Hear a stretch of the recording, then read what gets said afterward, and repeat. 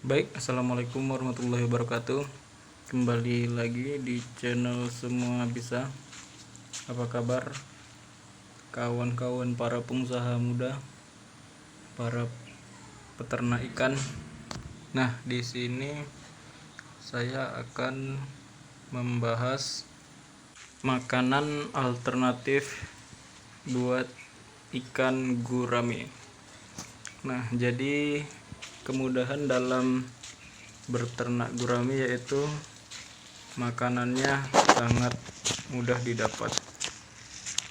Terkadang kita tidak perlu makanan pabrikan jika makanan alternatif atau tumbuhan di sekitar kita banyak ya. Contohnya makanan alternatifnya yang pertama adalah kangkung. Nah, ini daun kangkung. Nah, ini di depan rumah saya di parit kecil ini banyak sekali tumbuhan kangkung, dan ini menjadi rutinitas ketika sore saya ambil untuk makanan gurame. Namun kali ini kita akan mengambil makanan keduanya, makanan alternatif kedua, yaitu daun talas. Nah, ini dia daun talas, banyak sekali stoknya, ada beberapa tempat di kampung saya, dan ini nampak yang sudah pernah saya ambil kemarin. Nah, jadi kita akan mengambilnya sore ini ya. Mudah saja, kita hanya mengambil secukupnya agar dimakan satu hari habis ya. Jadi dia tidak terlalu banyak tersisa, dan agar tetap segar. Nah, jadi buat kawan-kawan, usahakan dalam berbudidaya gurame itu gunakanlah pakan alternatif untuk mengurangi biaya makan gurame. Nah, ini saya berikan ketika sore hari, dan pagi hari itu baru saya berikan makanan pabrikan, yaitu berupa pelet 781-2. Nah, jadi kita para pengusaha perikanan ini harus memikirkan bagaimana memangkas atau memperkecil pengeluaran dalam biaya makanannya. Jadi buat para teman-teman, semoga di daerahnya juga memiliki jenis tanaman ini ya. Nah, gurame juga bisa diberi makanan lainnya ya.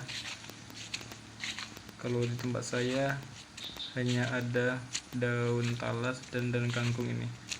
Ada juga yaitu bisa diberikan sawi dan jenis daun keladi lainnya seperti yang ada di kebun-kebunnya. Nah, itu adalah usaha batu bata, karena mayoritas di kampung saya yaitu pembuat atau pengrajin batu bata, yaitu di desa Pulau Bandring, Kabupaten Asahan, Sumatera Utara. Nah, mari kita menuju ke kolam dan kita berikan hasil melalak kita tadi ya, untuk berburu daun talas tadi. Langsung kita berikan ini ke kolam nomor 1, isi 100 ekor gurame, ukuran sekitar sekilo, isi 4 ya. Nah, ini ada kangkung yang saya tanam menggunakan media botol aqua bekas ya guys. Nah, jadi ini jika nanti sudah besar-besar juga saya petik dan saya berikan ke gurame. Nah, ini pun daun kangkungnya sudah ada yang pernah menjalar juga, namun habis dihajar gurame. Nah, ini adikannya, yaitu sekitar sekilo isi 6. Nah, ini kebanyakan gurame merahnya ya. Nah, baik, kita akan mengambil kangkung yang tadi.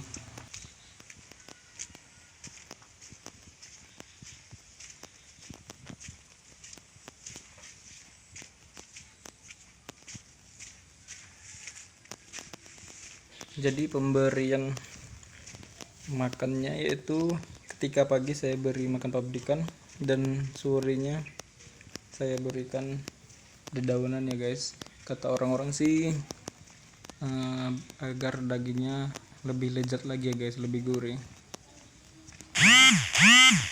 Kata mereka yang beli begitu, jadi saya ikuti saja, dan karena ini pun berguna ya kan, mengurangi biaya makan.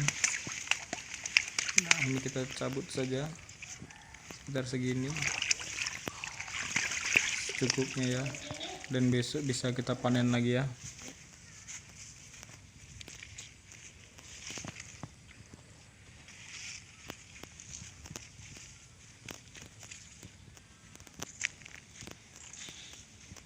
Dan pemberian tumbuhan ini yaitu apalagi ketika musim pancaroba seperti ini ya, hujan panas, ikan terkadang stres dan tidak mau makan.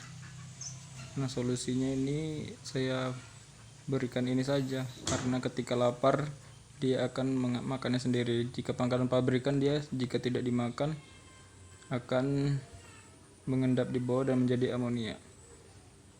Nah, ini langsung dihajar mereka ya guys, tuh kelihatan, artinya mereka suka sekali dengan daun kangkung. Dan daun talasnya esok pagi kemungkinan sudah habis ya. Dan beruntungnya kolam saya ini kolam multifungsi ya guys. Jadi dulu rencananya ini adalah kolam lele karena saya membuatnya central drain, dan sekarang lilenya sudah saya buat di belakang sana dengan sistem keramba, tidak perlu ganti air, ikan selalu sehat terus. Nah, dan sekarang rencananya ini akan saya isi gurami semua. Nah, dan itu ada pipa pembuangannya ya guys di tengah. Jadi kebanyakan kan kolam ikan gurami itu berlumut ya, apalagi ketika musim panas. Itu berlumut atasnya dan mengendap di atas, dan kita selalu menyeroknya dan membuangnya. Namun ketika kolamnya seperti ini, ada pipa batas airnya, kita hanya tinggal mengisi air dan kotoran akan keluar dengan sendirinya tanpa diserok. Jadi ikan tidak terlalu stres. Dan apalagi ketika hujan, dia akan keluar dengan sendirinya, dan kolam tidak pernah penuh ya guys, sesuai batas pipanya ya guys. Jadi kita dalam beternak ini harus memiliki inovasi tersendiri ya guys.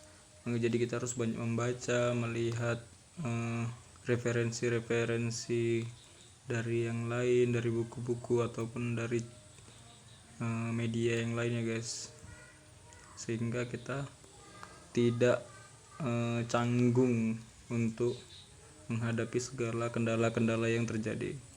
Nah, ini sangat lahap sekali ya guys.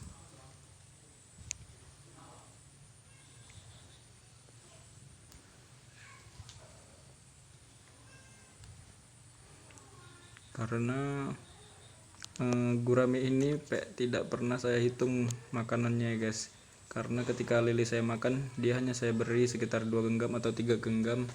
Jadi kita panen lele juga bisa membesarkan gurame, jadi untung berkelipat. Nah, ini pipa pembuangannya guys, kelihatan kan.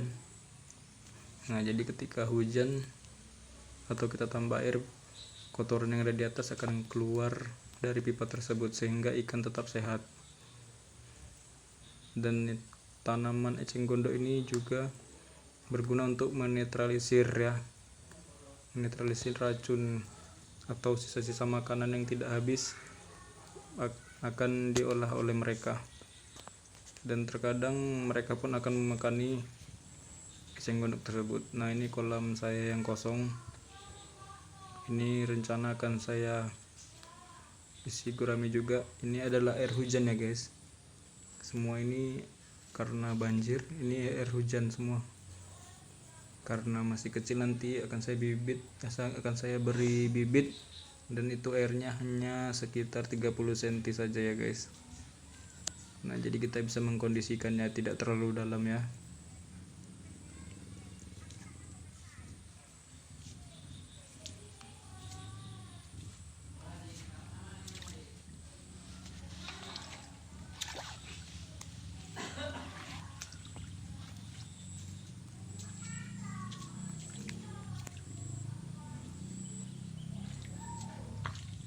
Jadi buat kawan-kawan, semoga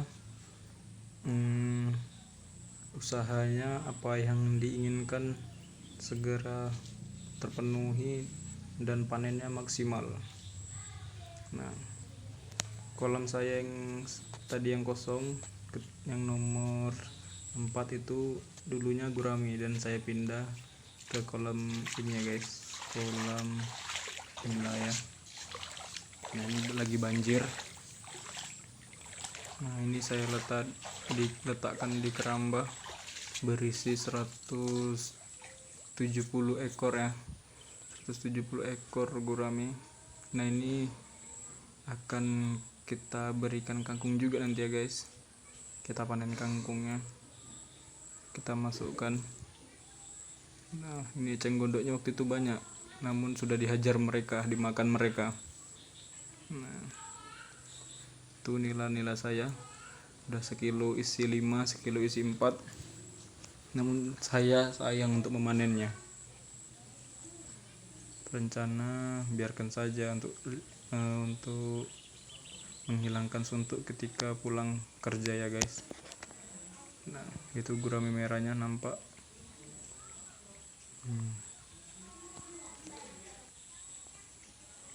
Oke guys, sekarang kita akan memanen kangkung untuk mereka ya.